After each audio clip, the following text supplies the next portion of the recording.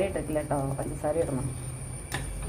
പഞ്ചസാര ഇട്ടിട്ട് വേണം ബാക്കി കാര്യങ്ങൾ ചെയ്യുന്നത്. ഇത് അരി ഞാൻ പച്ചരി വേറൊരു പാത്രത്തിൽ വേവിച്ചിട്ടാണ് ഇതിൽ ചേർത്തത് കേട്ടോ. ഇതിൻ്റെ വേവ് ശരിയാവില്ല, അതുകൊണ്ടാണ്. നല്ലോണം വേവണം, എന്നാലേ അതിൻ്റെ ടേസ്റ്റ് ഉണ്ടാവുള്ളൂ. അപ്പോൾ അത് പായസത്തിൻ്റെ പാലും അരിയും കൂടി അങ്ങ് തിളച്ച് മറിയാണ്.